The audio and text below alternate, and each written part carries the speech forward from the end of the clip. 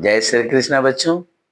आज मैं आपको इस वीडियो के माध्यम से प्रायिकता पढ़ाने जा रहा हूं। और प्रायिकता एक ऐसा चैप्टर है जो क्लास 7, क्लास 8, क्लास 9, क्लास 10 और 11 और 12 सब जगह आपका इसका यूज होता है। सब जगह आखिरी चैप्टर के रूप में आपको यही रहता है। इसलिए मैंने सोचा कि पूरा का पूरा इसका जो थ्योरी है मैं आपको आज समझा दूं। प्रायिकता जो आपका अंतिम लेसन के रूप में आपके पास आता है और 10th और 12th के बच्चों के लिए तो बड़ा ही ये जरूरी है। ठीक है, तो सबसे पहले तो हम लोग जान लें कि प्रायिकता आई कहां से, आरंभ कैसे हुआ। तो बच्चों, सेवेलियर डी मेरे नाम के एक फ्रांसीसी जुआरी थे, जुआ खेलते थे, गैमलर थे ये। सेवेलियर डी मेरे फ्रांसीसी जुआरी थे और ये अक्सर खेल में हार जाया करते थे। तो इन्होंने अपने मित्रों से कहा कि कोई ऐसा मुझे उपाय बताओ जिससे मुझे ये पता चले कि कब मैं जीतूंगा और कब मैं हारूंगा। लेकिन ऐसा कोई उस समय तक गणित में इसकी कोई विधा नहीं थी। तो इसके लिए अपने जो उन्होंने मित्र ब्लेज पास्कल जी से कहा, उन्होंने कहा ठीक है, तो मैं अपने मित्रों से इसकी चर्चा करूंगा। और तब ये बात मैथमेटिक्स में चली गई। मैथमेटिक्स में जब चली गई तो लोग इस पर अब तरह तरह की विचार करने लगे, सोचने लगे। तो इस पर सबसे पहली जो पुस्तक लिखी थी वो जे कार्डन ने लिखी थी, जिसका नाम है the book on games of chance. तो सबसे पहले हम लोग जान ले बच्चों, प्रायिकता कहते किसे हैं। प्रायिकता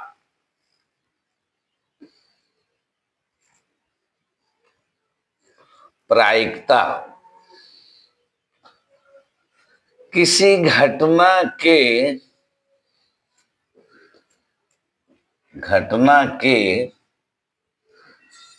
घटित होने की,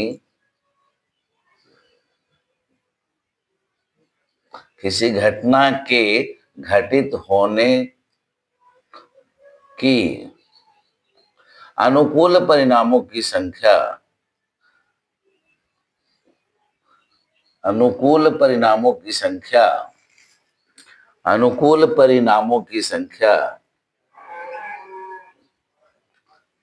अनुकूल परिणामों की संख्या संख्या और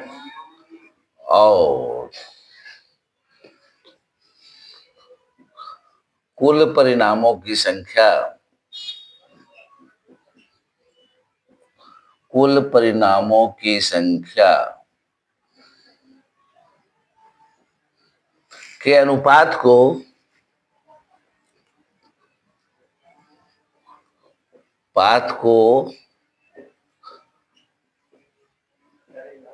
प्रायिकता कहते हैं। इसे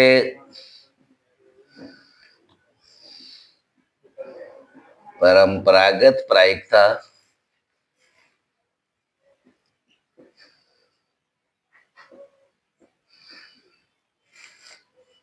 या सैद्धांतिक प्रायिकता,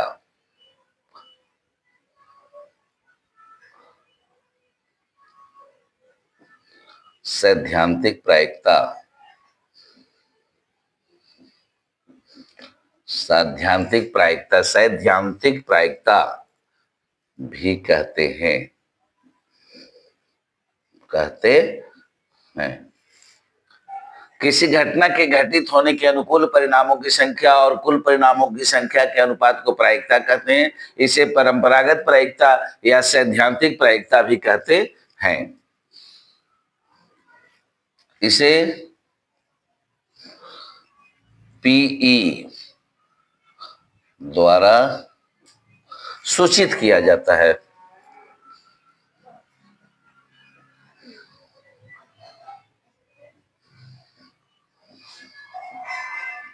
जाता है।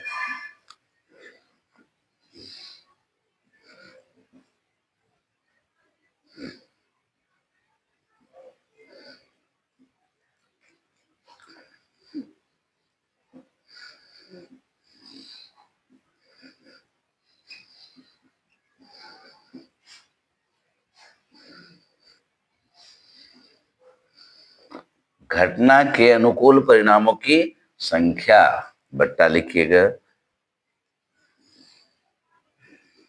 घटना घटित होने की कुल परिणामों की संख्या।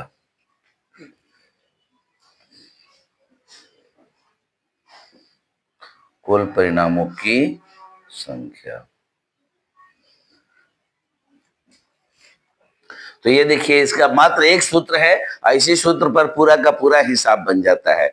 P बराबर घटना के अनुकूल परिणामों की संख्या बटा घटना घटित होने की कुल परिणामों की संख्या। तो बच्चों, आप लोग इतनी बात को नोट कर लें, फिर मैं इसके आगे आपको बताऊंगा ये होती कितने प्रकार की है। संभव घटना, असंभव घटना, पूरक घटना और संप्रायिक घटना। तो इस चारों घटना के बारे में मैं आपको बताऊंगा, आप लोग पहले इसको नोट कर लें।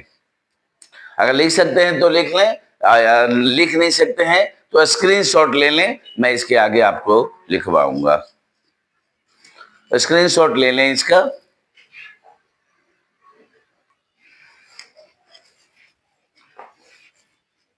तो अब मैं आपको बताऊंगा घटना कितने प्रकार की होती है जिसका प्रयोग हम लोग प्रायिकता में करते हैं। तो सबसे पहले आपका हो गया संभव घटना। संभव घटना, संभव घटना। इसका एक नाम और है बच्चों, निश्चित घटना। निश्चित घटना, संभव घटना के ही दूसरा नाम क्या है? निश्चित घटना। संभव घटना या निश्चित घटना वह घटना जिसका घटित होना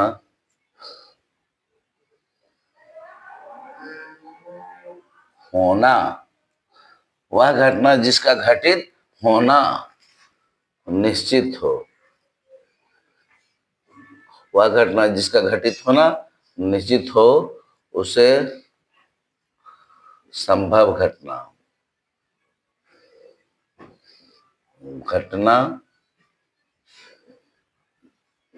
कहते हैं। इसकी प्रायिकता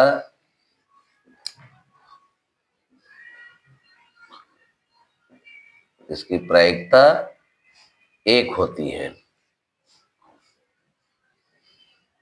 इसकी प्रायिकता एक होती है।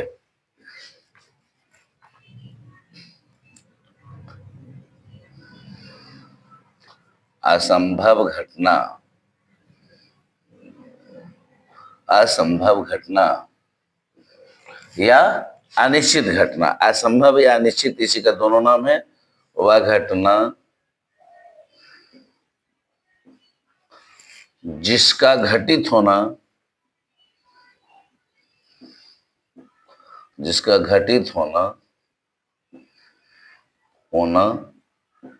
निश्चित नहीं है। निश्चित नहीं है उसे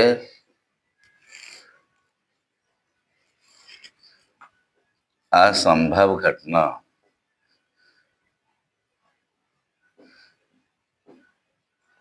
कहते हैं। इसकी प्रायिकता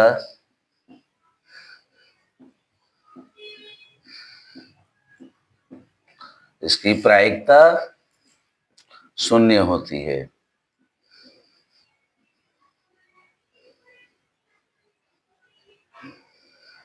इसकी प्रायिकता शून्य होती है। पूरक घटना,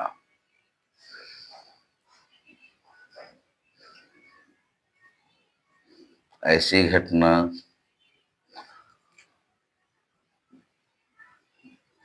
जो किसी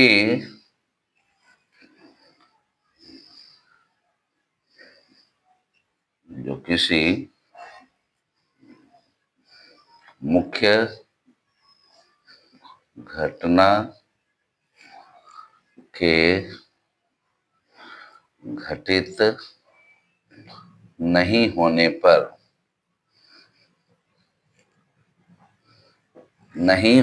पर उस घटना के स्थान पर घटित होती है।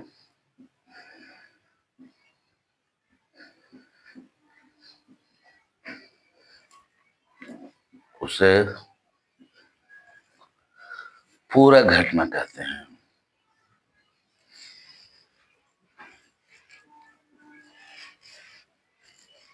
पूरक घटना कहते हैं।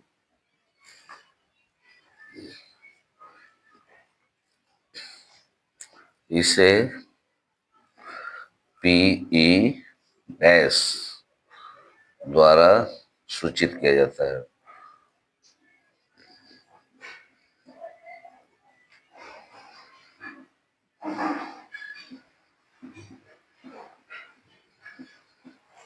ठीक है बच्चों, अब पूरक घटना के बाद आपको आ जाएगा सांप्रायिक घटना।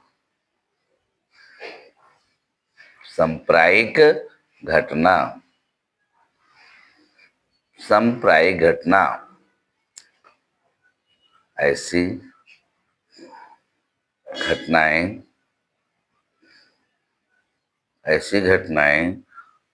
ऐसी घटनाएं जिनकी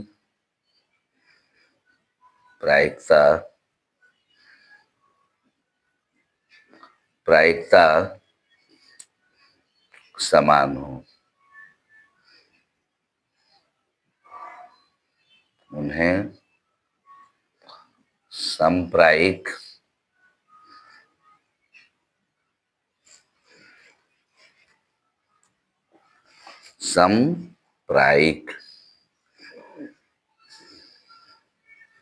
सांप्रायिक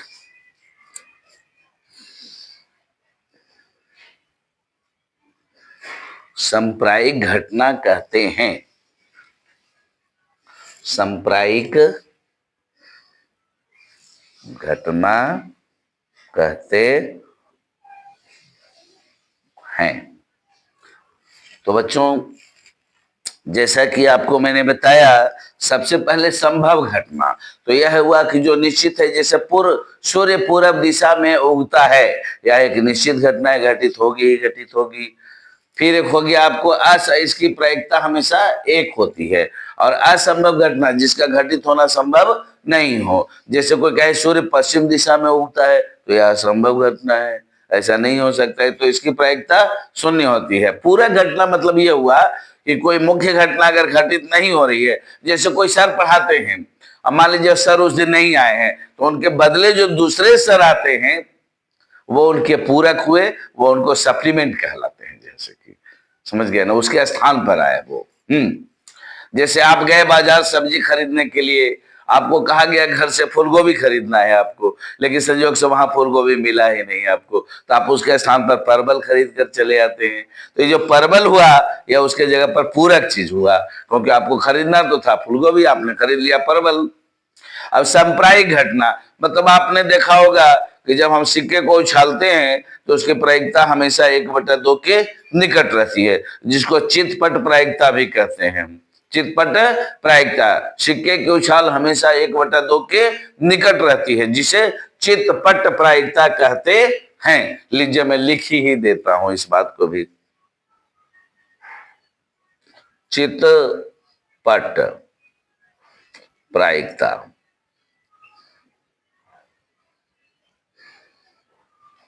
सिक्के की उछाल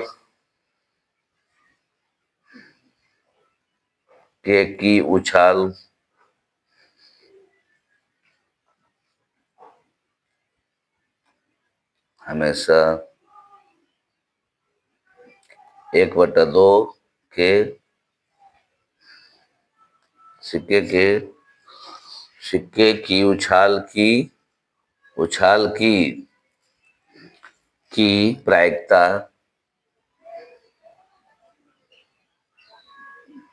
हमेशा 1/2 के निकट रहती है। 1/2 के निकट रहती है। जिसे चितपट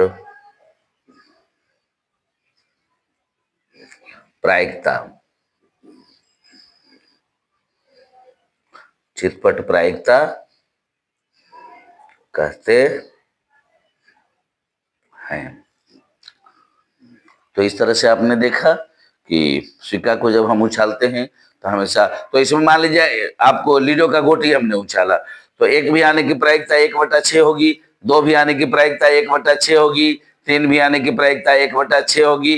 तो इस तरह से यहाँ सभी प्रायिकताएं समान है, तो ऐसी घटनाओं को हम कहते हैं समप्रायिक घटना। तो आप लोग ये पांचों अगर लिख सकते हैं, पहला हो गया संभव घटना, दूसरा हो गया संभव घटना, तीसरा हो गया पूरक घटना, चौथा हो गया संप्रायिक घटना, और पचमा हो गया आपका चितपट प्रायिकता। तो अगर आप लिख सकते हैं तो लिख लें, और अगर नहीं लिख सकते हैं तो आप स्क्रीनशॉट ले लीजिए, क्योंकि मैं इसके आगे अब आपको बताने जा रहा हूं।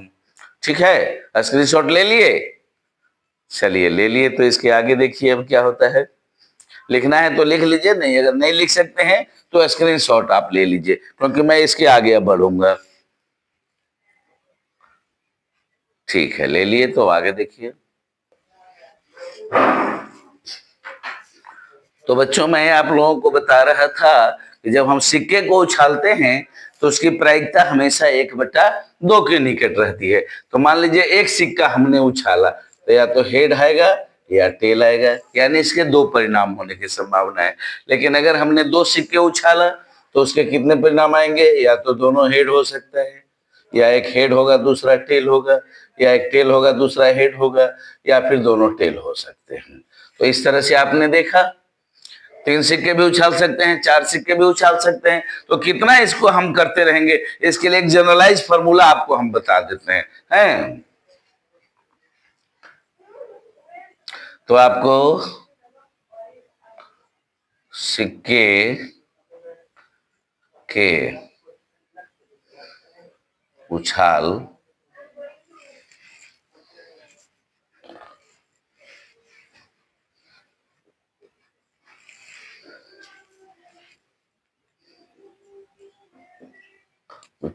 की संख्या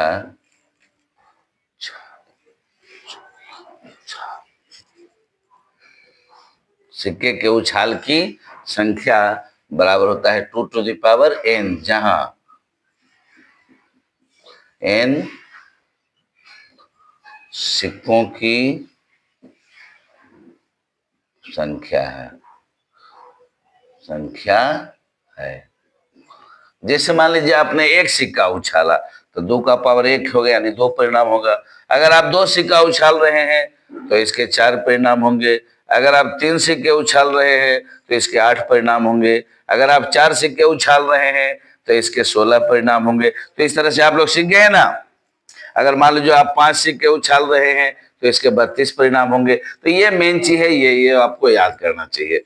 तो इसके लिए होगा 2n, जहां n सिक्कों के उछाल की संख्या। ये फॉर्मूला अक्सर पूछा करता है बच्चों कि जब हम 4 सिक्के उछालेंगे उसके लिए कौन सा फॉर्मूला यूज किया जाएगा, तो हम लोग बताएंगे 2n, जहां n सिक्कों की संख्या है। तो ये आप लोग को अच्छा तरह से समझ में आ गया। अब सिक्के वाले में कोई प्रॉब्लम नहीं ना होने वाला है। चलिए सिक्का से हम लोग आगे चलते हैं। तो सिक्का से आगे हम लोग चलेंगे तो हम लोग को मिल जाएगा लूडो का गोटी। क्या मिलेगा? लूडो का गोटी। तो लूडो के गोटी में क्या होगा बच्चों, पहले आप लोग इसको लिख लीजिए।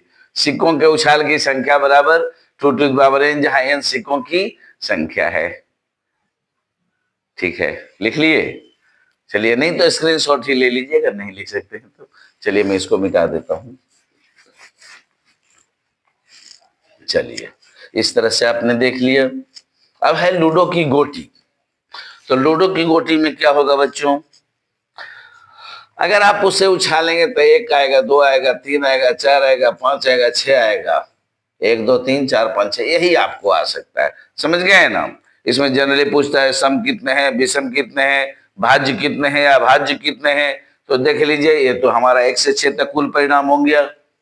इसलिए मैंने इसको संप्रायिक घटना भी आपको बताया था। अब देखिए यहाँ जो है, चूंकि यहाँ आपका इसका फॉर्मूला हो जाएगा 6n, जहां n पासे की संख्या है, पासे की संख्या है। जितना पासा फेंकेंगे उतना आपको पावर बैठाना होगा। अगर आप एक भेज फेंक रहे हैं तो 6n होगा। अगर आप 2 फेंक रहे हैं तो 36 हो जाएगा।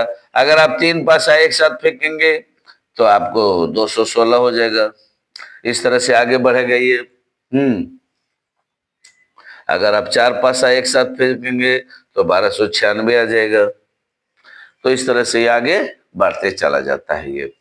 तो ये भी आप सीख लिए। जब हमारा सिक्का था तो 2n, और जब हमने लूडो का गोटी फेंका तो 6n। अब इसके अनुसार ही आगे बढ़ता है। आप लोग इसे लिख लें, क्योंकि पिछला बार आप लोग स्क्रीनशॉट शायद नहीं ले पाए थे। अभी आप ले लीजिए। ये सिक्के के उछाल के लिए है। आपको किसके लिए है? सिक्कों की उछाल के लिए है।